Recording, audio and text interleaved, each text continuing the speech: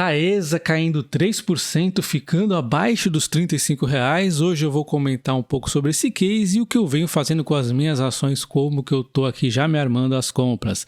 Bem-vindo ao canal Top Ações. Deixa o like nesse vídeo, também considere aí se inscrever no canal, tá? Sempre ativando o sino. Então nós vemos aqui a Taesa abaixo dos R$ 35, e aí quando a gente vê um negócio desse, a gente lembra o que o Warren Buffett diz, né? O mercado é feito de humanos. Primeiro era uma ação perfeita, que nada ia acontecer, e agora parece ser o fim do mundo. A gente vai ver aqui o que realmente pode ser um problema, geralmente de curto prazo, ou o que pode ser de longo prazo. Longo prazo eu não vejo aí nada de errado com a empresa, tá? E a Taesa é a segunda empresa mais investida aqui do pessoal do EGF+, ela paga até 5 vezes dividendos ao ano, embora o próximo seja previsto anunciar aqui em dezembro. Eu acredito que vai ficar mesmo para abril, mas é uma empresa com ótimos dividendos, boa periodicidade, né? A gente vê em termos aqui de comparação com as suas concorrentes, entre aspas, a gente vê aqui, né, que as concorrentes estão aguentando um pouco mais a queda, né? Então elas por isso a gente viu aquele momento de queda, parecia o fim do mundo. Eu tracei ali um preço que eu falei, eu acho que daqui não cai mais, embora tudo seja possível, e realmente ela vem resistindo, né? E até um pouco acima do que eu tinha posto ali como fundinho. E a Taesa, a gente tem que ver, será que ela vai cair muito ainda? Vamos dar uma olhada daqui a pouco. E comparando aqui a Taesa, TAE11, TAE3 e TAE4, a gente vê que em termos de dividendo, ó, muita igualdade, uma leve vantagem para a TAE11 nesse momento, mas é tão próximo que isso aqui pode ser modificado a qualquer dia, né? Então, de qualquer forma, eu prefiro a TAE11 exatamente pelo fato de você vender calls e puts. Isso aqui dá um dinheiro legalzinho numa ação previsível como a Taesa, tá? É bastante interessante usar isso aqui no longo prazo. E uma das questões que podem estar fazendo realmente as ações caírem é a questão de mexer no equilíbrio aí dos dividendos.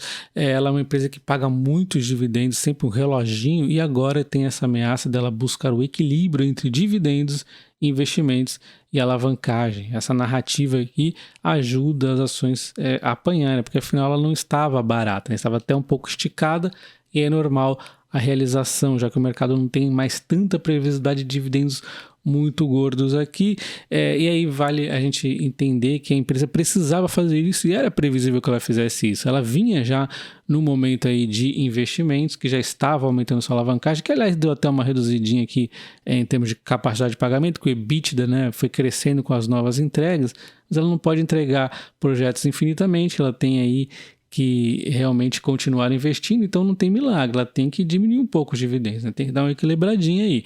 Então essa é a narrativa que talvez não tenha agradado muito o mercado. A gente vê que o endividamento dela, ó, até deu uma aumentadinha aqui recente, se pegar mais para trás também vinha aumentando, mas a dívida por EBITDA até deu uma diminuída porque os projetos vão ser entregues, né? Mas de novo, não podem ser entregues infinitamente. E como ela tem esse desafio em 2030, ela tem que ir vencendo novos leilões exatamente agora por esses anos. Então, um momento perfeito para ela ganhar leilões, fazer aí os investimentos e entregar eles próximo de 2030. Assim, temos uma transição mais suave, né, em relação às quedas lá que pode acontecer em 2030, que a gente não sabe o quanto pode acabar acontecendo, né? O fato é que tem um monte de linhas de transmissão finalizando a partir desse ano, e aí ela pode renovar, de repente ganhar novas estações dessas linhas, enfim. Mas provavelmente vai ter uma redução aí considerável. Então, e aí tem a questão da inflação, que a maior parte aqui é ruído, e tem um pouquinho aí de verdade, eu já vou comentar, que é o quê? A gente tem aqui que a empresa ela é ajustada pelo IGPM e pelo IPCA, a maioria das suas linhas são IGPM, né? E o primeiro ponto é o medo do IGPM e IPCA ficarem aí zerados ou negativos. Isso aqui seria meio que irrelevante, porque a empresa ela tem suas receitas atualizadas pela inflação, assim como os seus custos. Então nada mais é do que a recomposição, né, do que ela perdeu aí por conta da inflação. Então não muda tanto assim a vida para ela, né? Mas de qualquer forma, isso aí é o de menos. O que a gente tem que pensar mesmo, você acha que o Brasil vai virar agora a nova Suécia? Não tem como, a inflação já está voltando e ela vai aí se manter em algum patamar com certeza no positivo. Eu tô para ver um ano que o Brasil feche com a inflação aí negativa, né? Então, ainda mais que a gente tem aqui acontecendo, né? O IGPM está um pouquinho mais ameaçado, mas também já vem essa curva. Esse aqui é o novo dado aqui de menos 0,56. E aí sim existe uma preocupação no seguinte: a diferença entre IGPM e IPCA, né? Porque o IPCA está começando a aumentar, então boa parte dos custos dela vão ser impactados, enquanto o GPM talvez fique negativo, mas também é muito difícil, né? Não vai ficar negativo, mas sim, ele deve ficar um pouco abaixo do IPCA, a gente já vai ver as prévias aí. Então, o que acontece? Muitas das receitas dela é reajustadas pelo IGPM, seus custos naturais, né, são pelo IPCA, além, né, da própria aqui o endividamento, né? Olha só, o IPCA está aqui com 72,1% é o reajuste aqui, né? Então, tá meio que nítido aqui que muitos dos seus custos vão ser atrelados ao IPCA. Esse descasamento pode ser um pouco ruim, mas lembrando aí que seus funcionários, inclusive, têm reajustes pelos indicadores aqui. Então, isso aqui compensa. Se o GPM for ruim, eles vão ter os funcionários aí menores reajustes. Outro ponto é que o Banco Central aqui, né, no Boletim Focus, eles elevaram a inflação aqui para 5,01, o IPCA em 2023, enquanto o GPM em 4,50 também. Então você vê que a diferença entre o IPCA e o GPM é apenas 0,5%, é muito pouco, não é significativo. Eu até acredito que o Banco Central e o pessoal do Boletim Focus, eles podem errar, né, a previsão aqui do GPM e do IPCA, mas a diferença não deve ficar muito distante entre um e o outro, né? Então, por exemplo, se for a 10, o outro fica a 9. Então, isso aí não seria o fim do mundo, né? Estou aqui traçando que não devemos ter grandes preocupações em relação a essa diferença também, tá? E temos aqui um indicador que pode elevar os números das inflações. Temos a PEC da transição aí com 198 bilhões, né, de estouro de teto. Isso aqui vai elevar a inflação. Se não no primeiro ano, no segundo. Em algum momento a inflação chega, né? A conta chega. É efeito bumerangue. Podia ser PEC bumerangue também, né? Todas elas, porque são assim, né? Então, inclusive aqui os aliados esperam que a aprovação seja feita, mas dizem que Lula vai apertar a mão de muita gente. Não quero nem ver esse negócio aqui. Enfim, essa é a realidade do Brasil, né? Somos um país aí com inflação. Então, e vendo o último ano da Taesa, é um ano de muitas altas, mantendo-se a padrões aqui altos, e de repente ela começa numa queda acentuada, né? Se a gente pegar aqui o topo dela, né, até este fundo aqui, ela já caiu, ó, 20,5%. É muito para uma empresa de transmissão de energia e é muito para Taesa, né? Demais para Taesa. E aí eu fiz, né, o que eu havia falado, quando ela chegasse aqui nesta linhazinha aqui, ó, de 35,30 aproximadamente, eu venderia puts a valores menores, e foi isso que eu fiz hoje, tá? Eu já vou comentar aqui com vocês como é interessante essa estratégia aí, não estou recomendando, tá? E aí ela até chegou a cair mais, né? Ela tá batendo num segundo ponto aqui nos 35 aproximadamente aqui, e já ficou para trás também. Então ela tá caindo aí. Será que ela é uma faca caindo? A gente vai ter que ver nos próximos dias aí.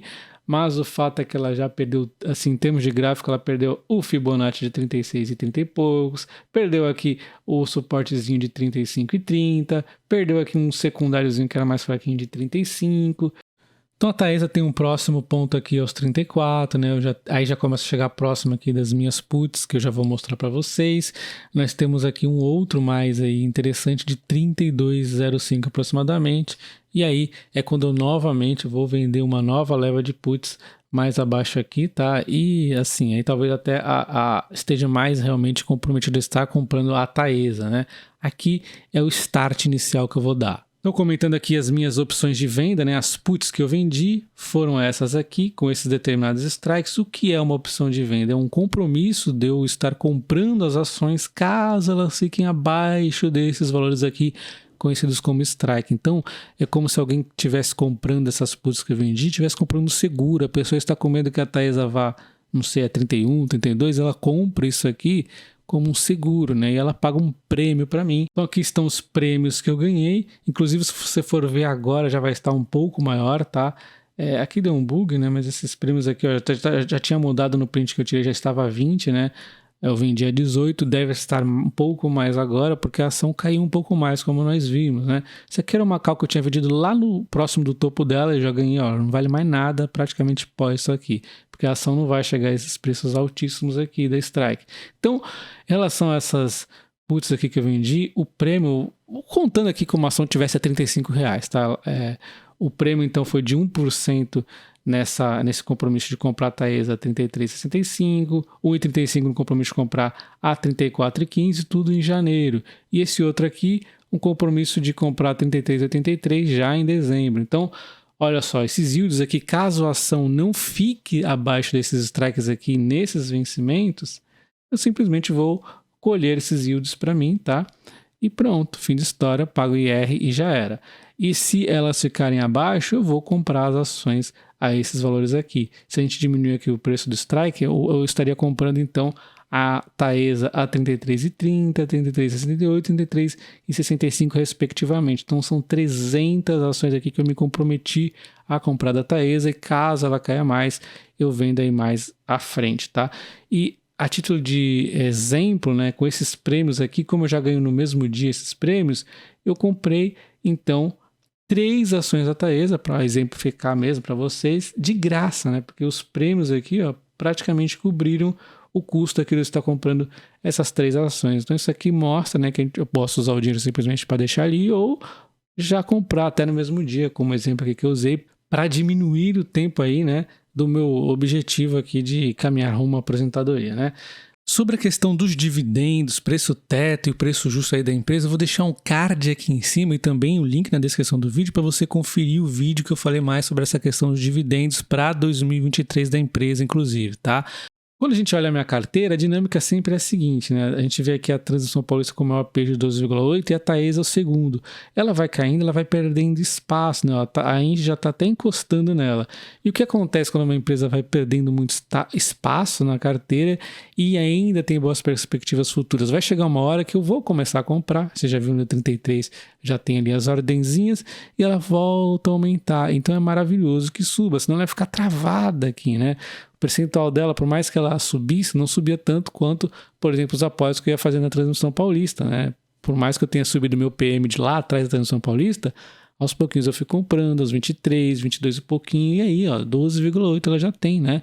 E a Engie também volta e meia me dá uma chancezinha aí legalzinha. Então, em uma situação similar, a gente pode ver com o Banco do Brasil. Ele perdeu bastante espaço, eu não venho comprando, vou sendo muito exigente por conta do risco político, mas se ele cair e voltar a cair, tá lá também as ordens, né, de puts começando a ser armadinha. Se ele cair mais, eu armo mais ainda para realmente voltar a subir aqui, tá?